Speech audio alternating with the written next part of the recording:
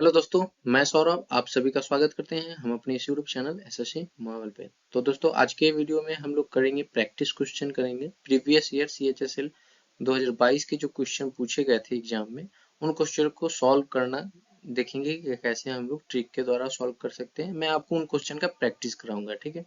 तो आप लोग सेशन में बने रहिए, वीडियो पूरी वॉच कीजिए ताकि पूरी सेट हम लोग कंप्लीट कर सकें, ठीक है। तो चलिए बिना समय गंवाए अपने टॉपिक की तरफ चलते हैं। और जो भी बच्चे हमारे चैनल पे पहली बार विजिट कर रहे हैं उनसे रिक्वेस्ट है कि कृपया चैनल को सब्सक्राइब करके बेल नोटिफिकेशन ऑल पे कर लीजिए, जिससे कि ये जब भी मैं वीडियो डालूंगा तो उसका नोटिफिकेशन सबसे पहले आपके पास पहुंचेगा और आप हमसे जुड़कर पढ़ पाएंगे, ठीक है। तो क्या है कि एक चीज और, कल एसएससी सीजीएल का रिजल्ट आया तो उनमें जिनका नहीं हुआ है उनके लिए सीएचएसएल अभी एग्जाम बाकी है। तो अभी से आप लग जाइए क्योंकि आपके पास अप्रॉक्स में एक 1 मंथ बचा हुआ है एग्जाम में।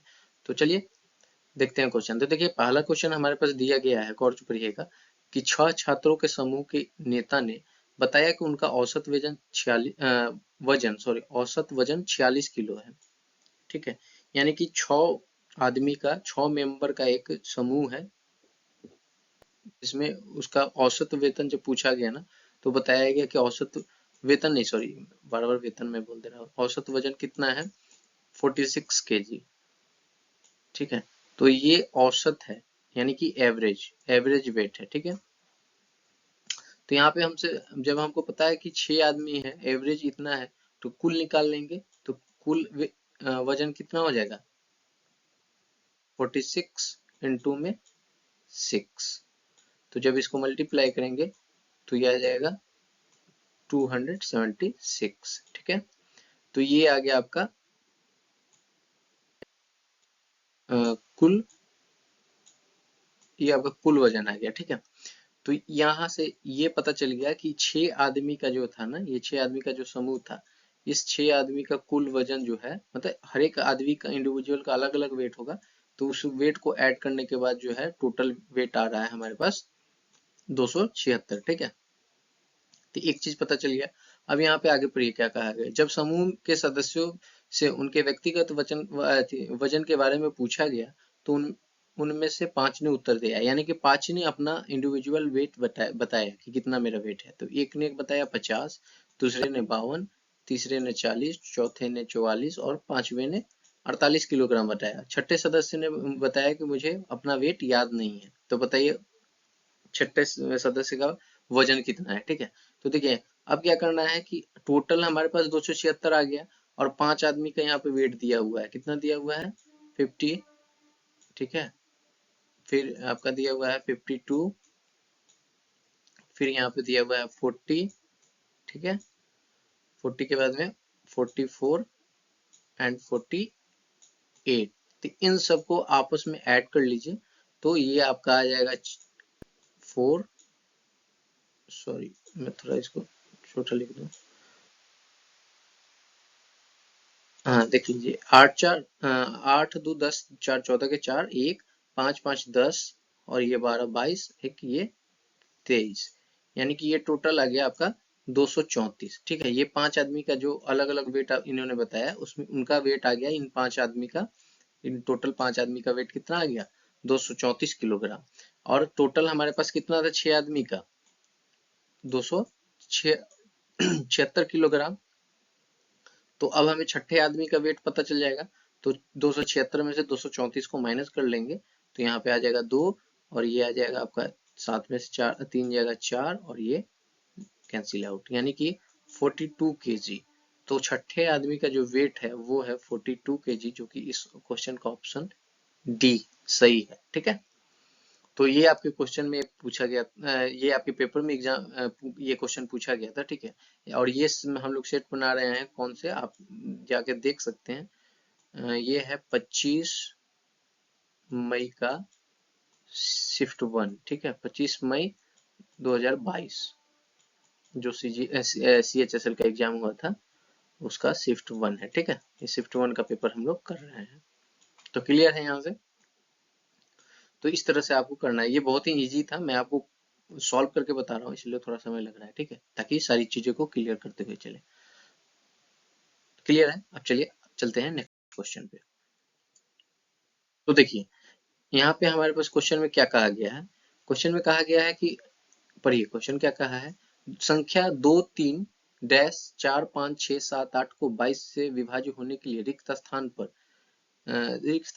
स्थान में भरी जाने वाली सबसे छोटी प्राकृत संख्या क्या होगी। ठीक है, ये क्वेश्चन कहा है, यानी कि आपसे पूछा है इस वाले पोर्शन में कि इसमें जो वो भी संख्या वही भरना है जो 22 से विभाज्य भी हो जाए और वहां पे ये जो रिक्त स्थान है वहां सबसे छोटी संख्या हो। ठीक है, तो इसको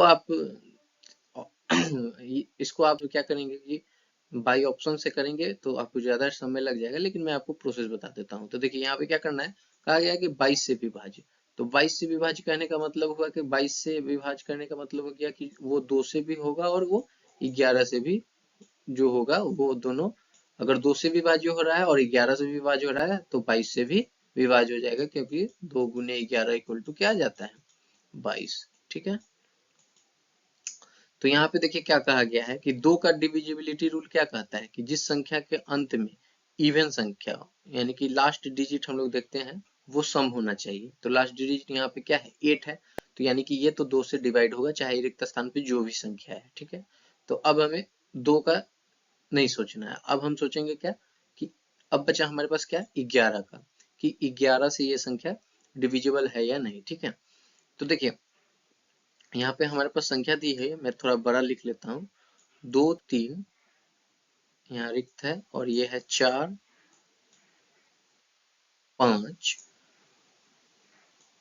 6 7 और ये 8, यही संख्या दी हुई है। यहाँ पे पूछा गया है कि क्या होगा, मतलब इस वाले संख्या इस वाले स्थान पे क्या आएगा। ठीक है, तो देखिए यहाँ पे क्या होगा, तो आपको करना क्या है कि 11 का, अब 11 से डिवाइड करना है तो चेक करना है कि 11 से ये डिविजिबल है कि नहीं। तो एक तो आपका डिविजिबल का क्या रूल है कि 11 का क्या कहता है कि लास्ट में जो मतलब 11 का अगर 11 से वही डिविजिबल है जिसके लास्ट में 0 या 11 का मल्टीपल हो, वही 11 से डिविजिबल होता है। ठीक है, वही कट सकता है 11 में। तो देखिए यहाँ पर एक रूल क्या कहता है कि हम लोग पहले अल्टरनेट करके चलते हैं, ऐसे ऐसे ऐड करते हैं। ठीक है, और फिर ये वाला सॉरी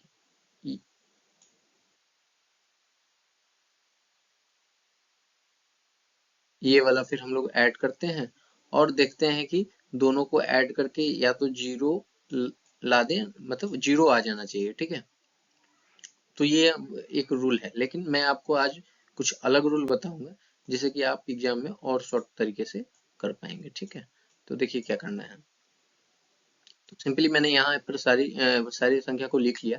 तो आपको दाएं साइड से ना पेयर लगाना है दो दो का, तो इस पे हमने 2 पेयर लगा दिया, फिर ये 2 का पेयर लगा दिया, फिर यहाँ पे कुछ नहीं है तो यहाँ पे कोई तो संख्या होगी उसका मैंने पेयर लगा दिया और ये लास्ट में इसका पेयर लगा दिया। अब पेयर लगाने के बाद करना क्या है कि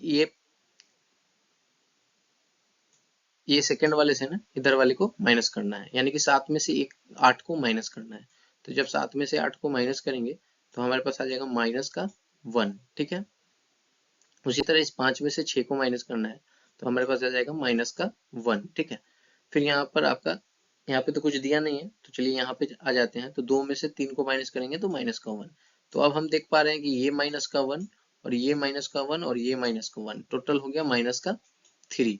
तो देखिए जीरो लाने के लिए हमको क्या करना पड़ेगा, इसमें हमको 3 ऐड करना पड़ेगा, तब जाके हमारा क्या हो जाएगा, जीरो आ जाएगा, और अगर जीरो आ जाएगा तो वो 11 से डिविजिबल हो जाएगा। ठीक है, तो हम सिंपली यहाँ पर देखेंगे कि कौन से संख्या यहाँ पर डालने पर इन ऑप्शन में से हमारे पास प्लस का 3 आ जाएगा माइनस करने पे। तो ठीक है, जैसे कि इन सब में से पहले वाले में से हम दूसरे वाले को माइनस कर रहे थे, तो अगर हम यहाँ पे एक ही संख्या अगर आप एक रखेंगे तो एक में से 4 माइनस करेंगे तो माइनस का 3 आ जाएगा, लेकिन हमको चाहिए क्या, प्लस का 3। तो एक ही संख्या है यहाँ पर, वो है 7। 7 को अगर हम यहाँ प्लेस करते हैं तो 7 में से 4 जाएगा तो ये आ जाएगा प्लस का 3 और ये माइनस का 3 और ये माइनस का 3 और ये माइनस का 3, सॉरी ये माइनस का 1 और ये माइनस का 1 और ये माइनस का 1 मिलके माइनस का 3 हुआ है, और ये प्लस का 3, यानी कि दोनों मिलके आपका क्या दे दिया, जीरो दे दिया। तो जीरो जब आ गया तो ये यानी कि 11 से डिविजिबल हो गया, तो हमारा इस क्वेश्चन का आंसर क्या आ जाएगा, ये 7। ठीक है, तो ये एक रूल जो मैंने अभी आपको बताया, ये आप किसी भी कोई भी क्वेश्चन के साथ कर सकते हैं पेयर वाला, और देखेंगे कि आप सेकंडों में सॉल्व कर पाएंगे। और ये मैं दावा करता हूँ कि यूट्यूब पर ये वाला ट्रिक जो मैं अभी बता रहा हूँ, ये कभी आपको कोई बताया नहीं होगा, 11 से डिविजिबल वाला रूल। ठीक है, तो चलिए अगले क्वेश्चन की तरफ चलते हैं। अब यहाँ पे आ गया हमारा अगला क्वेश्चन। क्वेश्चन पढ़िए, यदि 70 वस्तुओं का क्रय मूल्य 40 वस्तुओं के विक्रय मूल्य के बराबर है तो लाभ प्रतिशत क्या होगा। ठीक है, ये क्वेश्चन है, ये तो बहुत इजी क्वेश्चन है। ठीक है, तो यहाँ पे क्या कहा गया है कि 70 वस्तुओं का क्रय मूल्य यानी कि 70 सीपी है, कॉस्ट प्राइस, ठीक है, बराबर 40 वस्तुओं के विक्रय मूल्य यानी कि सेलिंग प्राइस एसपी के बराबर है। ठीक है, तो अब यहाँ से हम सीपी और एसपी का रेशियो निकाल लेते हैं। तो देखिए सीपी क्या आ जाएगा, एसपी, सीपी अपॉन एसपी आ जाएगा। और यहाँ पर आपका क्या आ जाएगा, जब ये 40 को इधर ही रहने देंगे और 40 में अपॉन कर देंगे 70। ठीक है, ये अपना हो गया। अब यहाँ पर इतना आने के बाद क्या होगा, यानी कि कहने का मतलब हो गया कि कॉस्ट प्राइस कितनी हो गई 40 और सेलिंग प्राइस 70। ठीक है, ये आपका हो गया। अब उसमें कहा गया है कि लाभ प्रतिशत, तो आपको पता है कि लाभ के लिए क्या होता है, लाभ कब होगा, जब हम बेचेंगे ज्यादा में और खरीदेंगे कम दाम में। ठीक है, तो यानी कि 70, तो हमें पता है कि सीपी 70 है, सॉरी एसपी 70 है और सीपी 40 है। तो ये हम यहाँ से 70 माइनस 40 अपॉन में सीपी यानी कि 40 इंटू परसेंटेज के लिए क्या करते हैं 100। तो यहाँ पे आप जब इसको करेंगे तो ये आपका आ जाएगा 10 से 10 चला जाएगा। और इसको जब आप करेंगे तो यहाँ पे 70 में से 40 जाएगा तो 30 आ जाएगा अपॉन में 4 और इंटू का 100। ठीक है, सॉरी 10। यहाँ पे जब आप इसको काटेंगे या इसको आप मैं इसको 40 कर देता हूँ ताकि आपको समझ में आ जाए, यहाँ पर 100। ठीक है, तो ये 40 यानी कि 10 से फिर ये आपका 10 कैंसिल आउट हो गया और ये आपका 4 से क्या आ जाएगा 25, 25 इंटू का 3 कितना आ जाएगा 75, यानी कि आपका आ गया इस क्वेश्चन का आंसर 75, यानी कि 75% का प्रॉफिट हुआ उसको। अगर वो 70 वस्तुओं के क्रय मूल्य में 40 वस्तुओं को बेच देता है तो उसको ऐसे भी 30 वस्तु का प्रॉफिट हो रहा है ना, यानी कि 70 वस्तु का जो भी मूल्य होगा, वो अगर उतने ही मूल्य में 40 वस्तु को बेचा तो फिर भी उसके पास 30 वस्तु एक्स्ट्रा है, तो उसपे कुछ ना कुछ तो प्रॉफिट होगा। तो वही पूछ रहा है कि कितना परसेंट प्रॉफिट होगा, तो वो हमें पता चल गया कि वो 75% का उसको प्रॉफिट हो जाएगा। ठीक है, अगर वीडियो अच्छी लग रही हो तो वीडियो को लाइक करें, शेयर करें और चैनल को सब्सक्राइब करना ना भूलिएगा, क्योंकि मैं प्रैक्टिस सेशन आपके साथ कराने वाला हूँ। इस तरह से हम लोग सेट प्रैक्टिस करेंगे ताकि हम एग्जाम में एक अच्छा स्कोर कर पाए। ठीक है, चलिए, वो यहाँ पर रिकॉर्डिंग में कुछ प्रॉब्लम हो गया था इसलिए वो चला गया। हम लोग कहाँ तक पहुंच चुके थे, हम लोग ये किए थे कि एसपी अपॉन में क्या किए थे, एसपी अपॉन सीपी हमारा कितना आ गया था 80 अपॉन में 86। ठीक है, तो अब एससीपी का क्या वैल्यू आ गया था 86। ठीक है, तो वो कहा था कि कमल 80 वस्तुओं को खरीदता है, यानी कि उसका क्रय मूल्य कितना दिया हुआ था 11,180। तो 11,180 को अब हम सिंपली 86 से डिवाइड कर देंगे तो हमारे एक वस्तु का विक्रय मूल्य पता चल जाएगा। तो इसको जब आप डिवाइड करेंगे तो ये आपका आ जाएगा 135। ठीक है, आप डिवाइड करके देख लेंगे। ठीक है, देख लेते हैं एक बार कैलकुलेटर यूज करके। 135 इंटू 86, सॉरी 11,180 डिवाइडेड बाई,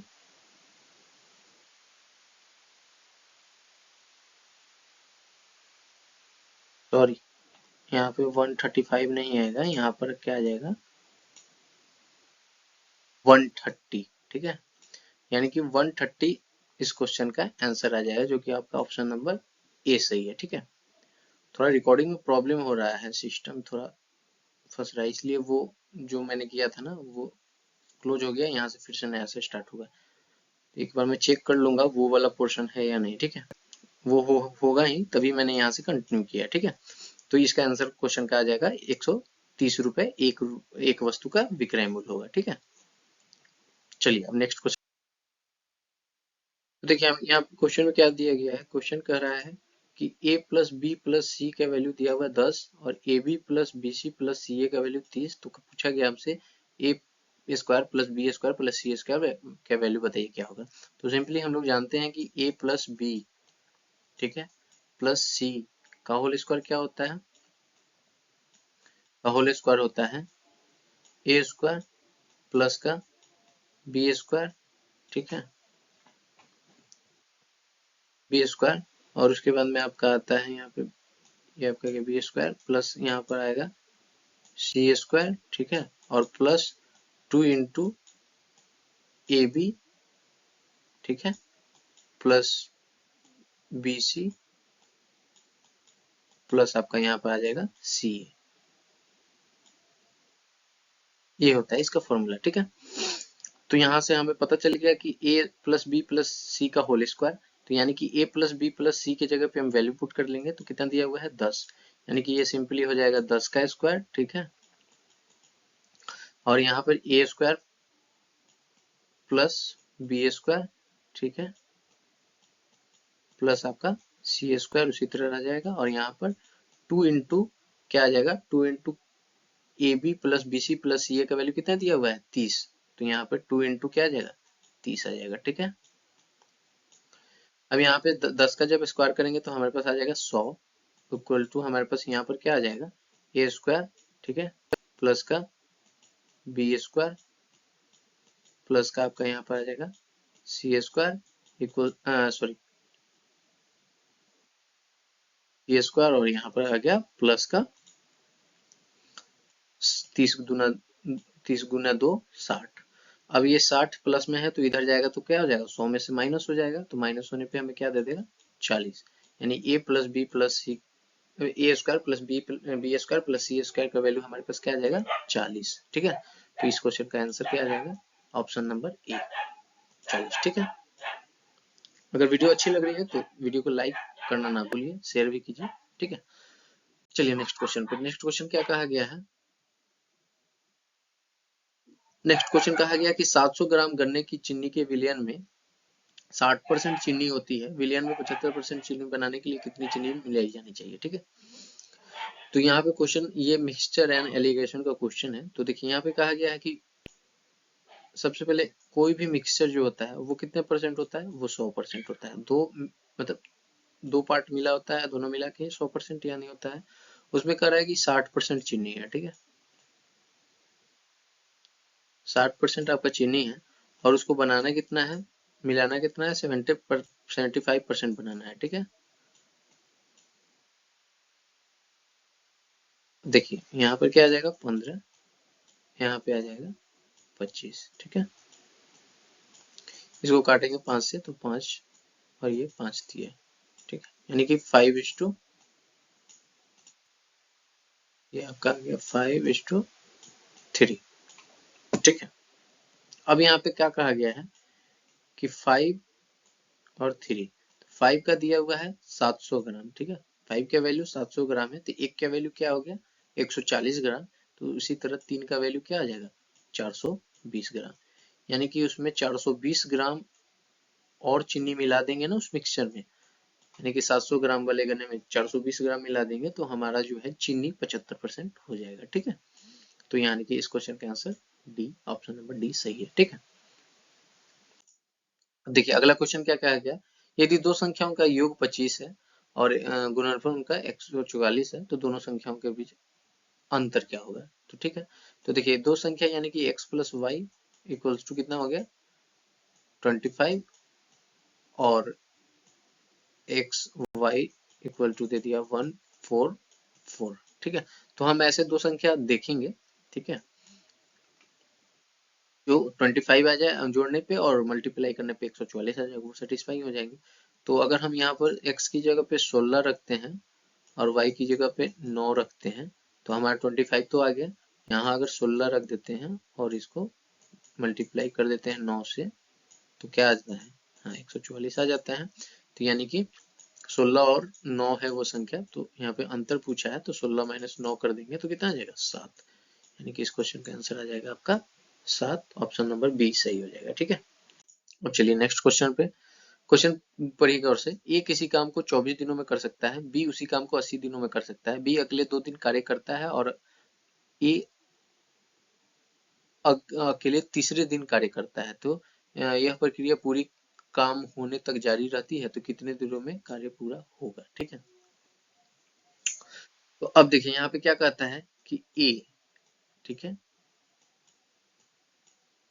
ए ए कितने दिन में कर रहा है 24 दिन में। ठीक है, और बी कितने दिन में कर रहा है, बी कर रहा है 80 दिनों में। ठीक है, तो टोटल वर्क निकाल लेंगे, टोटल वर्क एलसीएम लेते हैं, तो एलसीएम लेने पे के बाद क्या आ जाएगा 240। ठीक है,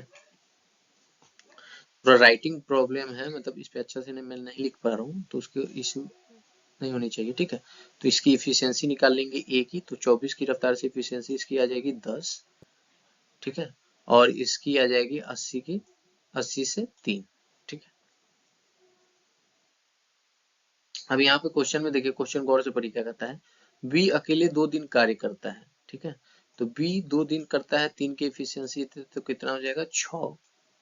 ठीक है, 6 हो गया। फिर तीसरे दिन ना ए आ जाता है, तो यानी कि 3 दिन का ना, 3 डेज का कितना काम हो गया 3 डेज में, 6 ये बी का और 10 एक 10 ए का, तो दोनों मिला के कितना हो जाएगा 16। ठीक है,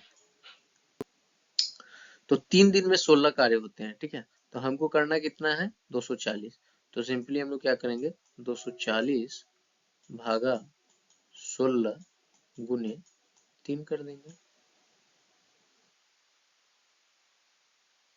अगर ये करेंगे तो कितना आ जाएगा 16 एकम 16, 8 16 85। ठीक है, इसको काटिए, तो 16 एकम 16 और 16 पचे 80, यानी कि 15 बार में ये चला जाएगा और 15 गुने 3 कितना आ जाएगा हमारा आ जाएगा 45, यानी कि वो काम जो है टोटल काम 45 दिन में खत्म हो जाएगा। ठीक है, जो कि ऑप्शन नंबर बी सही है। ठीक है,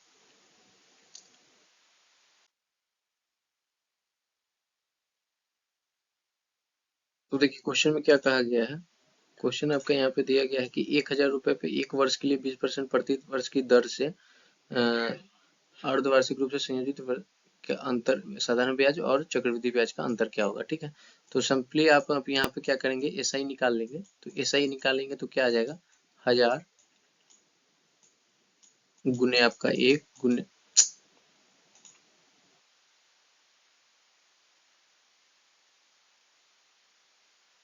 मल्टीप्लाई आपका यहाँ पर 20 और यहाँ पे परसेंट में 100। ठीक है, परसेंट के लिए, तो यहाँ से जब इसको कैंसिल आउट करेंगे तो 2 जीरो से 2 जीरो कैंसिल हो गया और ये आ गया, तो यानी कि 200 रुपये आ गया आपका यहाँ पर सिंपल इंटरेस्ट। अब यहाँ पे सीआई की बात करते हैं कंपाउंड इंटरेस्ट, तो यहाँ पे क्या आ जाएगा, यहाँ पे आ जाएगा 1000। ठीक है, इंटू 110, क्योंकि अर्धवार्षिक की बात कर रहा है, इंटू में 100 अपॉन में 110। ठीक है, और यहाँ पर उसमें क्या होता है माइनस का हो जाता है पी, यानी कि 1000। ठीक है, ये आपका सिंपल इंटरेस्ट कंपाउंड इंटरेस्ट का फॉर्मूला हो गया। तो यहाँ से जब आप कैंसिल आउट करेंगे तो ये 2 जीरो से ये 2 जीरो कैंसिल आउट हो जाएगा, फिर ये 2 जीरो से ये जीरो और ये जीरो कैंसिल हो गया, तो 11 गिरे 121, तो ये आ गया 1210 और माइनस का 1000, तो हमारे पास क्या आ गया सी आई हमारे पास आ गया 210 रुपए। ठीक है, अब कहा गया है कि एस आई और सी आई में कितना का अंतर है, तो एस आई हमारा आया है 200। ठीक है, और सी आई आ गया 210, तो अंतर कितना हो गया 210 में से 200 चला गया, यानी कि 10, तो ऑप्शन नंबर सी सही हो जाएगा। ठीक है, चलिए हम नेक्स्ट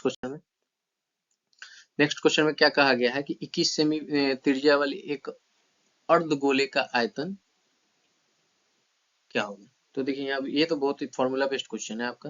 यहाँ पे क्या कहा गया है कि आपका आर दिया हुआ है कितना, त्रिज्या कितना दिया हुआ है 21 सेंटीमीटर। अर्धगोले का आयतन का फॉर्मूला क्या होता है? 2/3 पाई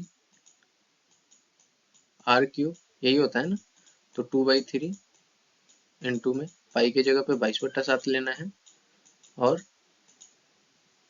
आर क्यूब की जगह पे क्या हो जाएगा? 21 गुने 21 गुने फिर 21, ठीक है। तो यहाँ से जब आप काटेंगे तो 7 या 21, तो यानी कि 21 कैंसिल हो जाएगा, और ऊपर का ये रह गया। तो 21 यहाँ 421, और 421 अब 421 और 22 गुना 44, यानी कि आप मल्टीप्लाई करेंगे जब, सॉरी 421 नहीं ना, 21 है 441, 441 गुने 44 जब करेंगे तो आपके पास आंसर क्या आ जाएगा? वो आप आंसर आ जाएगा 441 गुने 44, तो 194.04 सेंटीमीटर क्यूब, जो कि आपका इस क्वेश्चन का आंसर जो हो जाएगा ऑप्शन नंबर डी सही, ठीक है। क्लियर है? तो ये तो आपका फॉर्मूला पे क्वेश्चन था, अगर फॉर्मूला याद है तो आराम से, इसमें कुछ करना ही नहीं था, ठीक है। तो बहुत ही इजी था ये क्वेश्चन। अब चलिए नेक्स्ट क्वेश्चन की तरफ।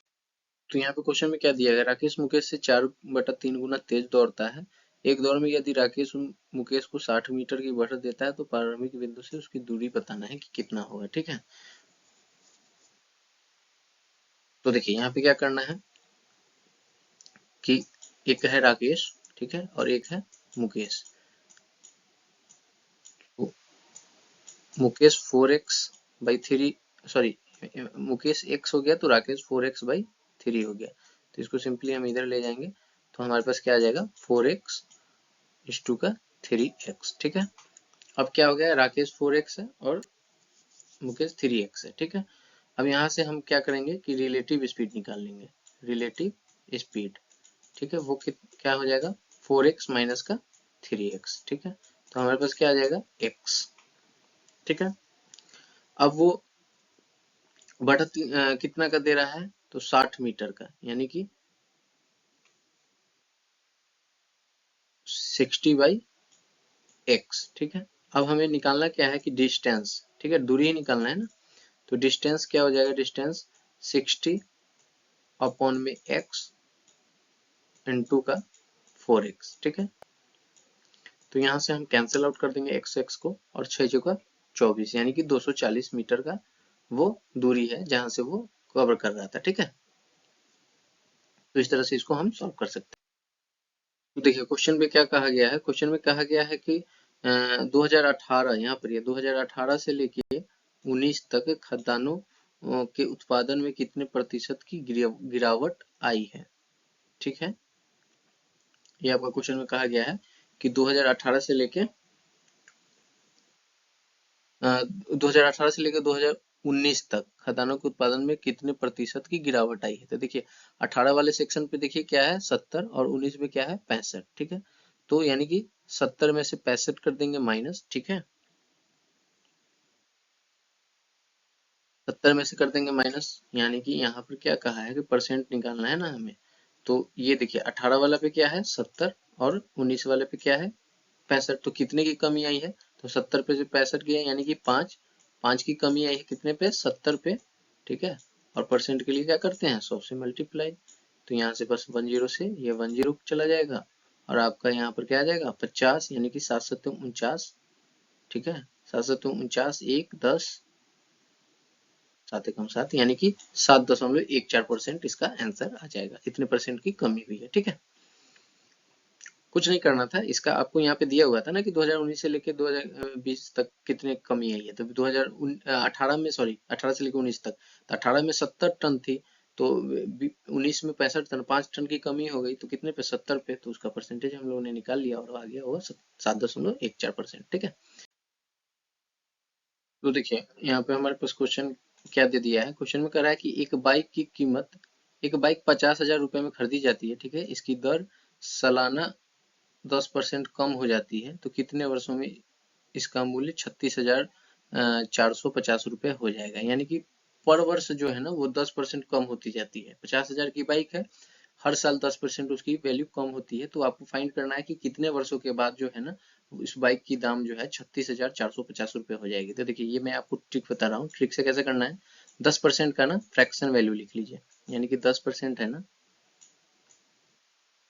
10% को आपको क्या लेना है, फ्रैक्शन वैल्यू, यानी कि 10%, 10% को हटाएंगे तो 100 आ जाएगा, 10 दिया के 100। यानी कि कहने का मतलब है कि अगर बाइक की वैल्यू अभी 100 रुपये है, ठीक है, तो यानी कि आपका साल के एंड में वो 1 रुपये कम होकर उस पर 9 रुपये, क्योंकि ये कमी हो रही है ना, 9 रुपये में हो जाएगी, ठीक है। फिर उसी तरह अगर अगले साल चलेंगे तो ये 9 रुपये हो जाएगी, 10 रुपये, फिर ये 9 रुपये, फिर अगले साल चलेंगे तो ये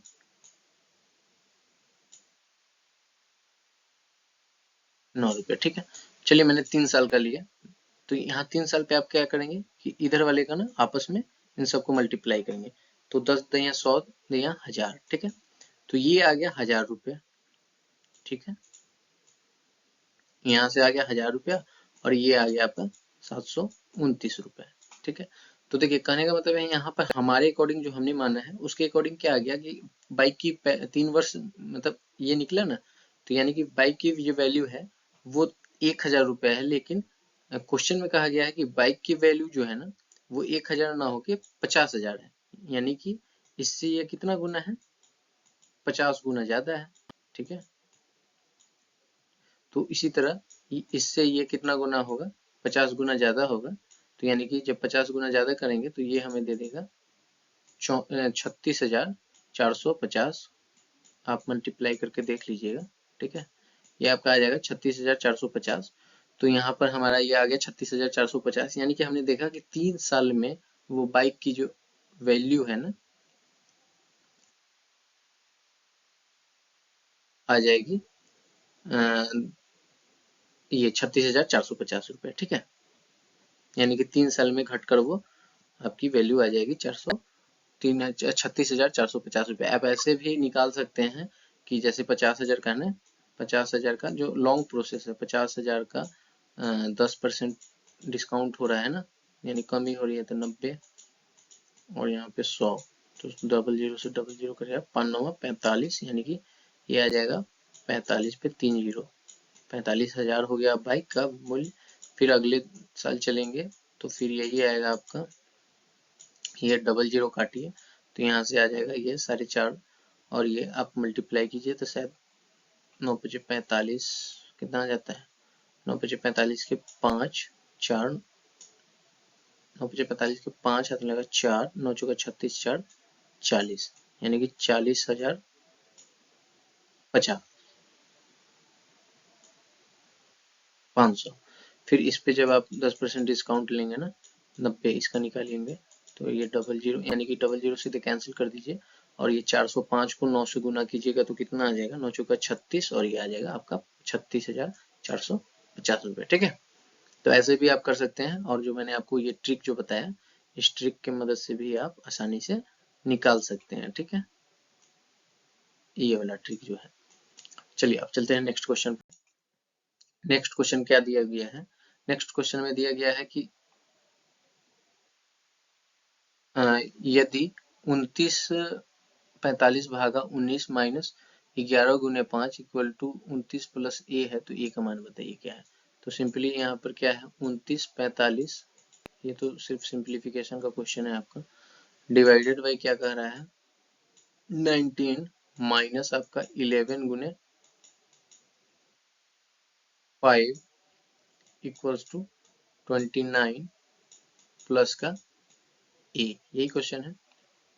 इसको डिवाइड कीजिए 19 से, तो आपका यहाँ पे क्या आ जाएगा, कितना है 2945 डिवाइडेड बाई 19, ठीक है। तो ये आ जाएगा आपका 155, ठीक है, 155 माइनस 11 इंटू 5 55, ठीक है, क्योंकि पहले मल्टीप्लाई होगा, ठीक है। उसके बाद यहाँ पर आ जाएगा 29 और ये प्लस का ए, कितना आ गया। अब ये जब चला जाएगा तो यहाँ पर 100 और इक्वल्स टू 29 प्लस का ए, ये प्लस का 29 इधर आएगा, माइनस हो जाएगा, यानी 100 में से 29 चला जाएगा, तो हमारे पे क्या आ जाएगा 100 माइनस 29 चला जाएगा, तो ए का वैल्यू क्या आ जाएगा, ए का वैल्यू आ जाएगा 71। तो इस क्वेश्चन का आंसर क्या आ जाएगा, आंसर जो है डी। ठीक है, अब चलिए नेक्स्ट क्वेश्चन पे चलते हैं। यहाँ पे क्वेश्चन में कहा गया है कि यदि 15 किलो चीनी की कीमत 600 रुपए है तो 25 किलो की क्या होगी। तो पता है कि 600 टोटल कीमत कितनी है, 600 कितने की, 15 किलो की। हमें निकालना कितना है, 25 केजी का, तो मल्टीप्लाई 25 से कर देंगे, 5 से काटेंगे, 15 चौका 60 यानी कि 40, और 25 चौका 100 यानी कि 1000, 1000 रुपए हो जाएगी 25 केजी चीनी का। अगर 15 केजी का 600 रुपए दाम है तो 1 केजी का 40 रुपए पड़ रहा है, तो 40 रुपए यानी कि 25 केजी का कितना हो जाएगा, 1000 रुपए। ठीक है, अब देखिए निखिल को 20% छूट पर एक इत्र बेचने पर कितना 140 रुपए की हानि होती है। यदि क्रय मूल्य 380 रुपए है तो इत्र का अंकित मूल्य ज्ञात कीजिए। ठीक है, तो देखिए अंकित मूल्य कहने का मतलब हो गया कि मार्केट प्राइस। ठीक है, तो देखिए यहाँ पे क्या करना है कि हम सिंपली मान लेंगे कि मार्केट प्राइस जो है ना 5x। ठीक है, तो कॉस्ट प्राइस क्या हो जाएगा 5x का 20%।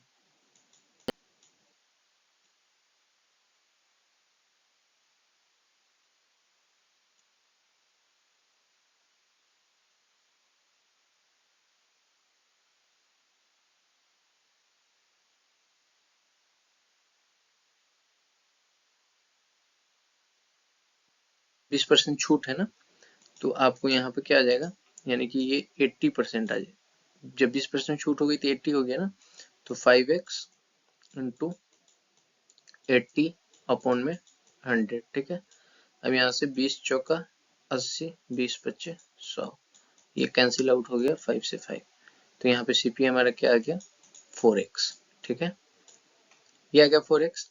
अब क्वेश्चन में क्या कहा गया है कि नहीं हमारा 4x हमारे अकॉर्डिंग क्या आ गया अंकित मूल्य 4x, लेकिन नहीं कहा क्या गया है कि 4x नहीं है, उसे बेचने पे 180 रुपए की 140 रुपए की हानि होती है और अंकित मूल्य 380 रुपए है, यानी कि ये आ गया 4x प्लस 140। ठीक है, इक्वल्स टू आपका आ जाएगा 380 अकॉर्डिंग टू क्वेश्चन। ठीक है, तो यहाँ पे क्या आ जाएगा 4x 140 इधर जाएगा तो माइनस हो जाएगा, तो 380 में से 140 चला जाएगा तो आपका 240 आ जाएगा। ठीक है, 240, और यहाँ से काटेंगे इसको तो 6 चौका 40 यानी कि 60, तो x का वैल्यू क्या आ जाएगा 60 आ जाएगा। तो मार्केट प्राइस पूछा था ना, तो x का वैल्यू 60 जब आ गया तो हमने मार्केट प्राइस किसको माना था 5x को, तो यानी कि x का वैल्यू जब 60 है तो मार्केट प्राइस 5 इंटू 60 बराबर कितना आ जाएगा 300। ठीक है, तो यानी कि इस क्वेश्चन का आंसर क्या आ गया 300 हमारा मार्केट प्राइस। इस क्वेश्चन वस्तु का जो मार्केट प्राइस होगा ना वो 300 रुपए होगा। उसके बाद में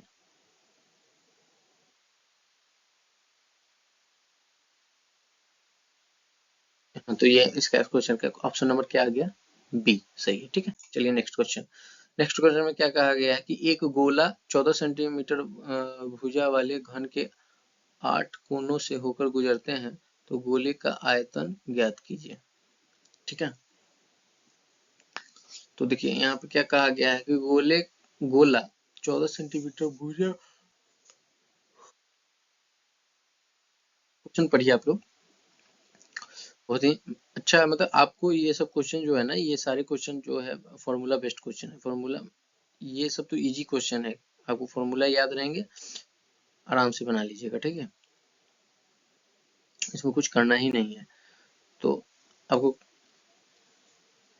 क्वेश्चन में दे दिया गया है ना कि गोले का त्रिज्या जो क्या दिया हुआ है 14 सेंटीमीटर भुजा वाले घन, तो देखिए डायगोनल ऑफ क्यूब क्या होता है, डायगोनल ऑफ क्यूब क्या होता है साइड्स इंटू √3, साइड्स यानी कि बोले तो ए,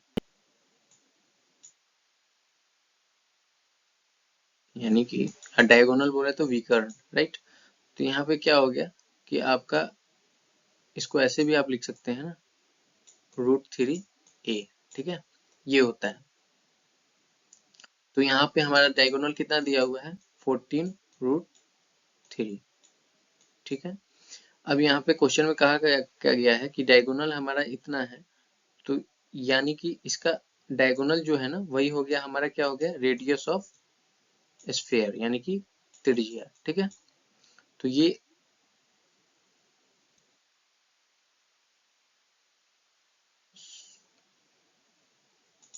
यहाँ पे जो डायगोनल दिया गया है ना, तो ये हमारा क्या आ गया, जस्ट 1 मिनट, हाँ, ये आपका 2 इंटू रेडियस ऑफ स्फीयर हो गया, ठीक है।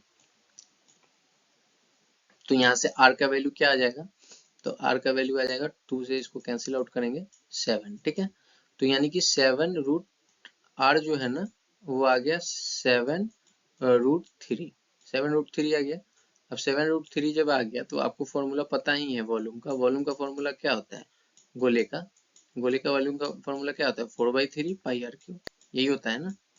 और यहाँ से आप सिंपली इसको पुट कर लेंगे, 4/3 पाई की जगह पे 22/7 और गुने r की जगह पे क्या आ जाएगा, ये आपका ये आ जाएगा। इसको जब आप सॉल्व करेंगे तो सॉल्व करने के बाद आपका क्वेश्चन का आंसर क्या आ जाएगा, 43.12 आ जाएगा, ठीक है। सॉरी 12√3 आएगा ना, √2 थोड़ी ना आएगा। ऑप्शन नंबर ए सही हो जाएगा, ठीक है। तो ये इस क्वेश्चन का आंसर हो जाएगा, मतलब इसको फिर कैलकुलेशन कर लेना है आपको, कैलकुलेट करने के बाद आपका ये आंसर आ जाएगा, ठीक है। चलिए नेक्स्ट क्वेश्चन पे चलते हैं। एक लंब वृत्तीय शंकु की ऊंचाई और तिर्यक ऊंचाई 8 सेंटीमीटर और 10 सेंटीमीटर है, तो शंकु का आयतन बताइए। तो देखिए यहाँ पे क्या कहा गया है,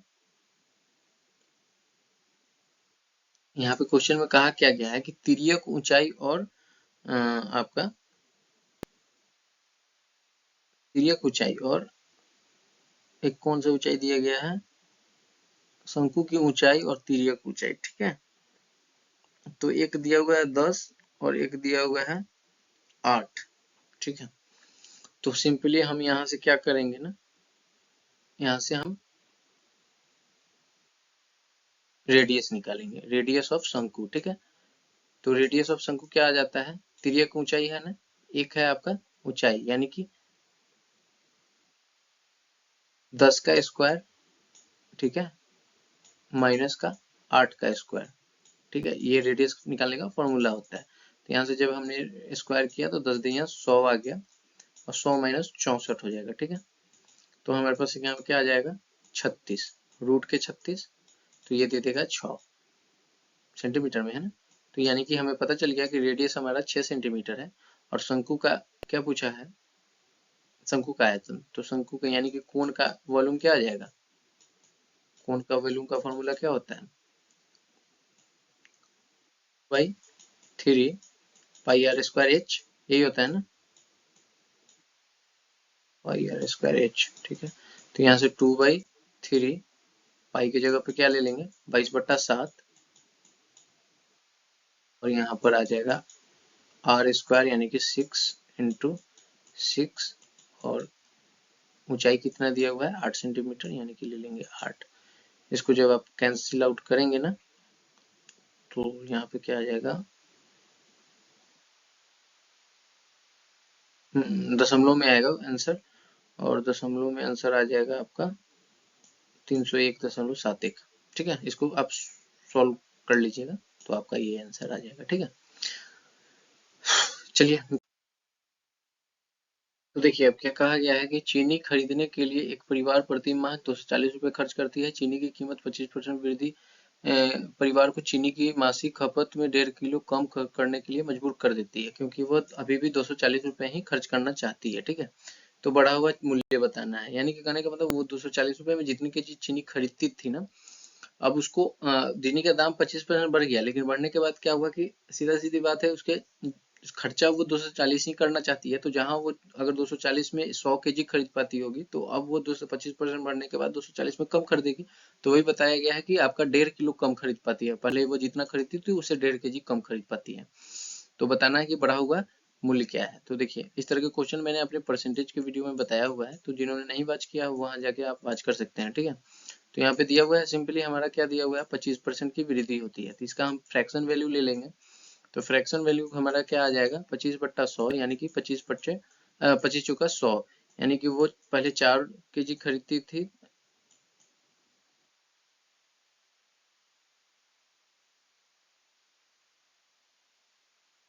ठीक है, 4/5। तो अब यहाँ पे क्या हुआ, ये आपका प्राइस था, यानी कि पहले 4 रुपए पड़ रहे थे, तो बाद में बढ़ने के बाद वो 5 रुपया हो गया, ठीक है। तो अब इसकी क्वांटिटी क्या हो गई कि क्वांटिटी वो पहले 5 केजी खरीदती थी उस 240 में, लेकिन अब बढ़ने के बाद ना वो 4 केजी ही ले पा रही है। तो कितनी यूनिट का ये हो रहा है, 1 यूनिट का। 1 यूनिट पे उसको कितने केजी कम खरीदना पड़ रहा है, 1.5 केजी। तो 1 यूनिट का वैल्यू कितना आ गया, 1.5 केजी। तो उसी तरह कहीं ना कहीं वो शुरू में 5 केजी न खरीद के वो खरीद रही थी 7.5 केजी, ठीक है। और उसी तरह वो बाद में जब कम वृद्धि हो गई तो कमी करके वो कितने केजी खरीदी, 6 केजी, ठीक है। तो ये पूछा है बाद वाला, तो बाद में 6 केजी खरीद रही है कितने पर, तो तो 6 केजी के लिए कितने पैसा खर्च कर रही है, 240 रुपए। तो 240/6 कर देंगे, यानी कि 6 चौका 24, यानी कि 40 रुपए पर केजी बढ़ने के बाद उसका मूल्य हो चुका है, ठीक है। चलिए अब चलते हैं नेक्स्ट क्वेश्चन में। नेक्स्ट क्वेश्चन क्या कहा गया है कि दिए गए महीने के दौरान स्टोर ए द्वारा बेचे गए लेनोवो लैपटॉप की संख्या समान महीनों के दौरान स्टोर बी द्वारा बेचे गए लेनोवो संख्या के प्रतिशत का अंतर क्या है, ठीक है। Just 1 minute. क्वेश्चन क्या कहा गया है कि एक दिए गए महीने के दौरान स्टोर ए में बेचे गए, तो देखिए स्टोर ए में बेचे गए, यहाँ है स्टोर ए, स्टोर ए में बेचे गए लेनोवो। अब लेनोवो कहाँ है, ये है लेनोवो, तो यानी कि लेनोवो हो गया 50 लैपटॉप की संख्या समान महीने के दौरान स्टोर डी में बेचे गए डेल लैपटॉप की संख्या के लगभग कितना प्रतिशत है। तो डेल लैपटॉप क्या है, डी में डेल लैपटॉप कितना है 45,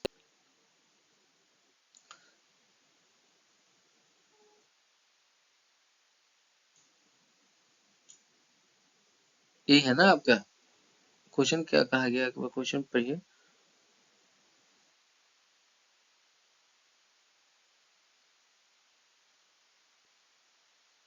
हाँ 45 ही है, तो 50 - 45, ठीक है, और कितने पे हो रहा है 45 पे, ठीक है, और गुने में 100।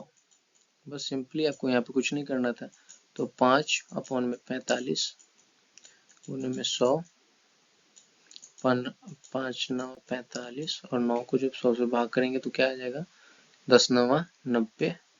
ये क्वेश्चन का आंसर हो जाएगा, ठीक है, 10.3। अब चलिए नेक्स्ट क्वेश्चन। नेक्स्ट क्वेश्चन क्या क्या आ गया है, निम्नलिखित आकृति में एबीसी ट्रायंगल एबीसी एक उत्कीर्ण त्रिभुज के जैसा दिखाया गया है और डी यानी स्पर्श करती है, दिए गए विकल्प में से कौन सा आवश्यक, यानी कि ये आपका फिगर दिया हुआ है, इसमें कह रहा है ना कि ए सी और डी, यानी कि इस एंगल की बात किया जा रहा है, ये एंगल किसके बराबर होगी, ठीक है। तो देखिए ये आपका बाय एंगल हो गया, ठीक है, तो ये जस्ट इसके सामने वाले एंगल के बराबर होती है, यानी कि हम बोल सकते हैं कि angle A B C, question option में है एंगल, हाँ एंगल ए बी सी इस क्वेश्चन का आंसर हो जाएगा ये वाला, ठीक है। अब चलिए चलते हैं। तो देखिए यहाँ पे क्वेश्चन में कहा गया है कि x - x cosec square 30 degree और 1 + कोसेक स्क्वायर 30 डिग्री बराबर cos square 60 degree plus 4 cot square 45 degree minus sec square 60 degree है। तो x का वैल्यू क्या करना, बताइए क्या करना है। तो सिंपली आपको यहाँ पे वैल्यू पुट कर देना है, आपको सारे ट्रिगोनोमेट्री के वैल्यू याद होने चाहिए। जैसे x माइनस यहाँ पे क्या कह दिया है कि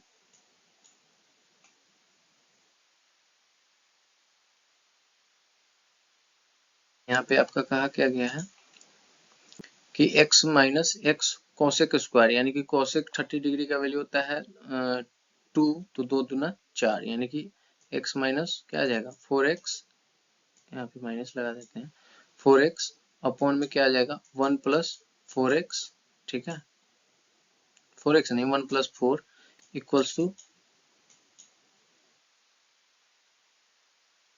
cos 60 डिग्री, यानी कि ये हो जाएगा, फिर ये हो जाएगा आपका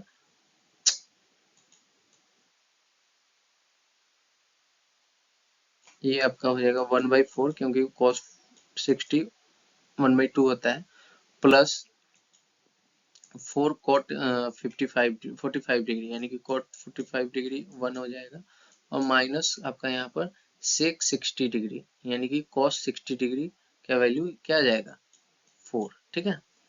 तो यहाँ से जब इसको सॉल्व कीजिएगा तो हमारा क्या आ जाएगा, ऊपर में आ जाएगा आपका यहाँ पर -3x, ठीक है, अपॉन नीचे आ जाएगा 5 इक्वल्स टू यहाँ पर क्या आ जाएगा, यहाँ पर आ जाएगा एलसीएम 4 आ जाएगा, ठीक है, और ये 1 प्लस 16, ठीक है, माइनस 16, तो ये 16 और ये 16 कैंसिल आउट हो जाएंगे, तो 1/4 हो जाएगा,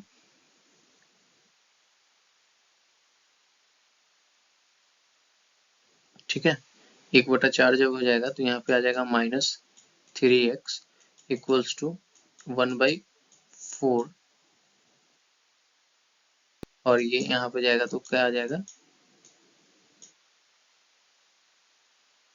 5, ठीक है।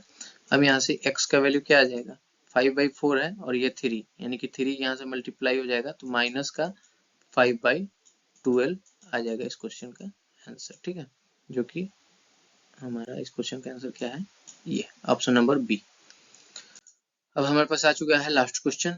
तो यदि पूर्व में वस्तु की कीमत में 25% की कटौती की जाती है तो उसके पूर्व मूल्य को बहाल करने के लिए वस्तु की नई कीमत कितने प्रतिशत वृद्धि करनी चाहिए। बस आपको देखिए क्या कहा गया है कि 25% की, इस तरह के मैंने सारे क्वेश्चन परसेंटेज में करा दिए हैं, ठीक है, इसलिए मैं बोल रहा हूँ बार बार कि आप वहां जाके देख सकते हैं। तो देखिए 25% के हम लोग क्या करेंगे, फ्रैक्शन वैल्यू लेंगे, तो 25/100, यानी कि 25 चौका 100, ठीक है, 1/4 आ गया। अब यहाँ पे कहा क्या गया है कि पूर्व में इतनी की कटौती की जाती है, ठीक है। तो देखिए अब बाद में क्या कहा गया है कि कितना बढ़ाया जाए, ठीक है। तो पहले अगर कटौती किया जाता है और फिर पूछा जाता है कि उसमें कितने की बढ़ोतरी की जाए, ठीक है, तो उस तरह के क्वेश्चन को बनाने के लिए क्या करना है कि आपको सिंपली क्या करना है ना,